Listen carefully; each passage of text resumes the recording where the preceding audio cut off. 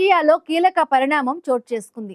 నిన్నటి వరకు నువ్వా నేనా అని తలపడిన బాబాయ్ అబ్బాయి ఇప్పుడు సయోధ్య మంత్రం జపిస్తున్నారు.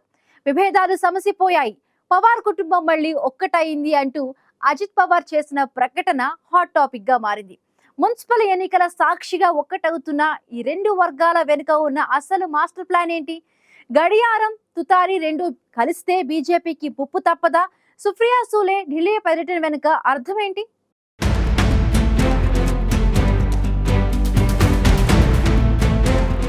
రాజకీయాల్లో ఎప్పుడు ఏం జరుగుతుందో ఎవరూ ఊహించలేరు. ముఖ్యంగా మహారాష్ట్ర రాజకీయాలంటేనే ఒక మిస్టరీ.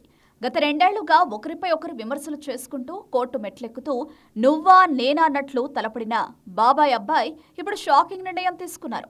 అవును, రాజకీయ కురువృద్ధుడు శరద్ పవార్, మహారాష్ట్ర ఉప ముఖ్యమంత్రి అజిత్ పవార్ మళ్లీ చేతులు కలిపారు. మహారాష్ట్రలోని మున్సిపల్ కార్పొరేషన్ ఎన్నికలు ఇప్పుడు దేశవ్యాప్తంగా చర్చనీయాంశమయ్యాయి. ముఖ్యంగా పూణే, పింప్రీ చించ్వాడ్ వంటి ప్రాంతాల్లో ఎన్సీపీకి తిరుగులేని పట్టుంది. అయితే పార్టీ చీలిపోయిన తర్వాత బలం తగ్గిపోతుందన్న భయం ఇరు వర్గాల్లోనూ మొదలైంది. దీంతో తాజాగా అజిత్ పవార్ ఒక కీలక ప్రకటన చేశారు. స్థానిక సంస్థల ఎన్నికల్లో శరద్ పవార్ వర్గం, అజిత్ పవార్ వర్గం కలిసి పోటీ చేయబోతున్నాయి. కార్యకర్తల కోరిక మేరకే మేమే నిర్ణయం తీసుకున్నాం. పవార్ కుటుంబంలో విభేదాలు కూడా తొలగిపోయాయి అంటూ అజిత్ పవార్ ఇచ్చిన ఇంటర్వ్యూ ఇప్పుడు వైరల్ అవుతోంది. గతంలో ఒకరి ముఖం ఒకరు చూసుకోవడానికి ఇష్టపడని నేతలు ఇప్పుడు సయోధ్య మంత్రం జపిస్తున్నారు.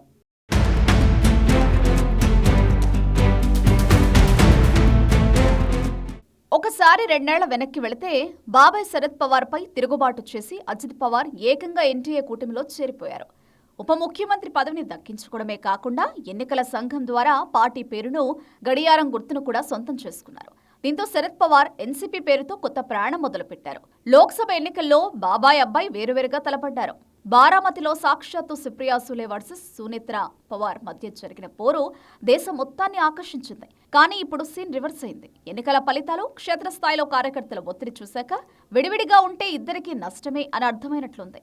ఈ కలయికపై అజిత్ పవార్ సోదరి ఎంపీ సుప్రియా సూలే కూడా స్పందించారు. పార్టీ కార్యకర్తల అభీష్టం మేరకు ఉమ్మడిగా పోటీ చేయాలని నిర్ణయించుకున్నట్లు ఆమె ధృవీకరించారు. అయితే ఇది కేవలం స్థానిక సంస్థల ఎన్నికల వరకేనా, లేక భవిష్యత్తులో పార్టీ మొత్తం విలీనమవుతుందా అన్న ప్రశ్నకు ఆమె ప్రస్తుతానికి మౌనంగానే సమాధానమిచ్చారు.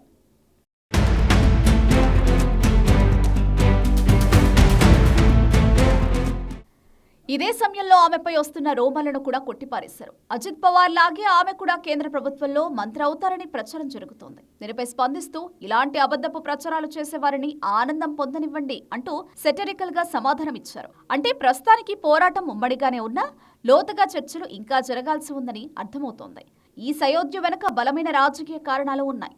మరాఠా ఓట్లు చీలిపోతే అది బీజేపీకి లేదా ఇతర పార్టీలకు లాభం చేకూరుస్తుందని పవార్ కుటుంబం గ్రహించింది. పూణే పరిసర ప్రాంతాల్లో పవార్ ఫ్యామిలీకి ఉన్న పట్టును కోల్పోకూడదని ఇద్దరూ భావిస్తున్నారు. ఇండియాలో ఉన్నప్పటికీ అజిత్ పవార్ తనకంటూ ఒక ప్రత్యేక గుర్తింపు ఉండాలని కోరుకుంటున్నారు. బాబాయ్తో చేతులు కలపడం ద్వారా బీజేపీపై కూడా ఒక రకమైన చెక్ పెట్టినట్లవుతుంది. మొత్తానికి మహారాష్ట్ర రాజకీయాలు మళ్లీ మొదటికొచ్చాయి. రక్త సంబంధం రాజకీయం కంటే గొప్పది అని నిరూపిస్తున్నారా, లేక ఇది కేవలం ఎన్నికల కోసం ఆడుతున్న మైండ్ గేమా అన్నది కాలమే నిర్ణయిస్తుంది. ఏదేమైనా 2026 జనవరి 15న జరగబోయే మున్సిపల్ ఎన్నికల ఫలితాలు ఈ బాబాయ్ అబ్బాయి కలయిక ఎంతవరకు సక్సెస్ అయిందో తేల్చి చెప్పనున్నాయి.